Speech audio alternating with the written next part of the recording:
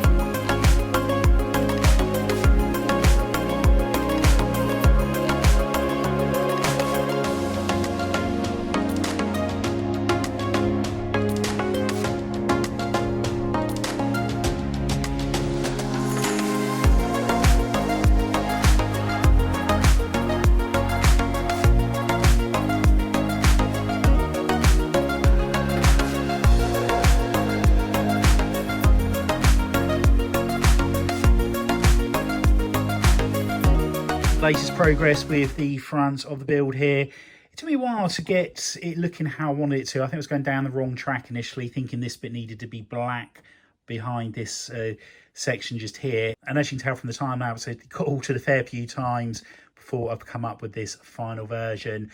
Now the only thing I now need to do is put it's almost like a diamond shape that goes over this part just here. Now I'm not 100% sure how I'm going to go about achieving that. I'm probably going to have to modify this top section just along here, but that's the last part of the front lower section of the cockpit. I do still need to do some more detailing on here or change that up, but apart from that, it's so nice to finally see or be seeing the back of this front section design wise. And yeah, it's been quite the challenge, quite the journey getting here, but we're almost finally there. And here we have the first attempt at putting something over the top here to cover the gap. I would have liked to have used some wedge pieces, however I couldn't find any that looked right. This was the one that I was using initially, however I couldn't get it to work in the technique that I wanted to on here, so I went for these pieces. However, it looks to me like a face is starting to form here at the moment. You've got the two eyes, this is almost like a mouth, and you've got eyebrows, etc. So yeah, that's going to be changed in the future. I think it's one of these things I just need to take a step back from it and then come back to it with a fresh mind, and then hopefully we'll find a solution in something that looks that little bit better. But what we're going to do now, I'm going to rotate the build around 180 degrees and let's start working on the back of the build.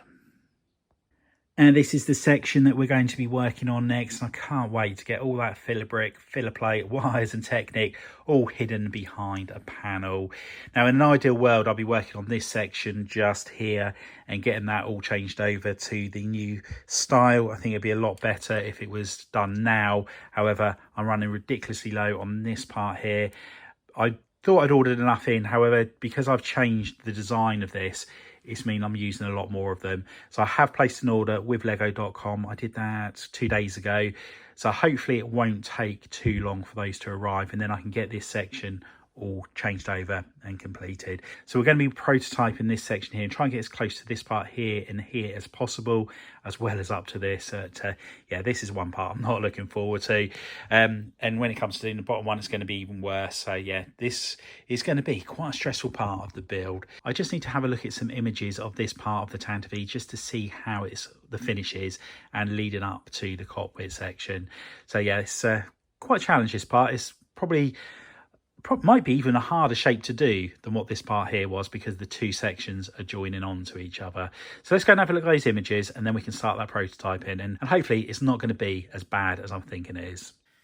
And I think it's going to be back to the drawing board with this particular part of the build here.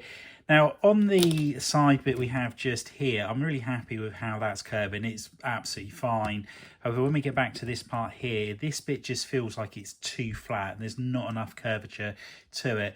I need to keep this bit flat as it is at the moment, as there are no curves which are going to be the right size to continue it round. Now, what I could do is look to swap these curves over that I've got here, these curved slopes, for this one here. It's a little bit more of a sharp curve, and I think that's how I'm going to have to go about it. And the reason being is, with this panel here, ideally I'll be having that on there. However, it's going to be pretty much impossible to fill that gap in. And even this feels like all of a sudden I'm then going over that a little bit too abruptly.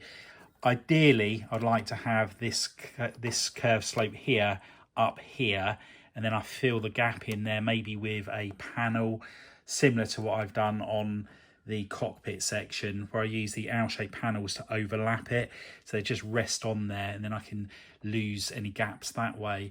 So yeah, just need to have a good think about this, but I think it's almost certainly going to be a case of going over to this piece here along there, but I'm not sure how it's going to look. Let's see if we can break a bit of this off without destroying the entire build.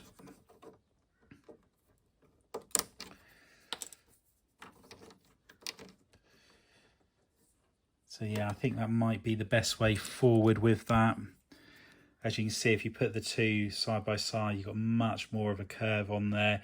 So yeah, we will be going over to this part here. So I just need to try and find out as many of these as I've got in white, and then hopefully we'll be able to get that part done. I don't want to have to wait to order in a load of those pieces before I can go much further with that. So yeah, let's start sorting through the Lego. And there we have the latest attempt at the curved slope, and yet more failure. It's just not working. With this curved slope here, we've got a horrible gap. I think I know a way that I could have closed the gap had I needed to do so, but the problem I've got is where this bit comes along, it actually steps down, it goes back. It's just not flush, or wouldn't be flush with this part here. So we're going back to the drawing board with this. And the next thing I'm going to try is having this part here separate to the curves, and then the curves actually come to the red line. It's going to make me then to tilt this back a little bit further, and then this slope may very well work. So let's give that a try and see if that's any better. And the latest plan has failed as well. This part will go on here. We can get that attached. It's not a problem at all. However, coming up here, if you were to continue the curve round, that's stepping down a little bit. So it's going to be a really weird angle between the two. It's really weird how this is proven to be so difficult. The only other option I've got, if I do try to get it to the right angle, I've got a really weird gap down this end here. So I'm not sure how I'm supposed to go about doing this, but yeah, these things are sent to try us. And we're back to the drawing board, and I think the secret to this part here is to do away with the curved slopes and to try and just brick build it the same as I've done these panels just here. Now, the problem I've got is I'm very, very low on the pieces I would need to do this section of the ship. So it's very similar to the piece I've got here, and I can't go any further this as I need to get the order in.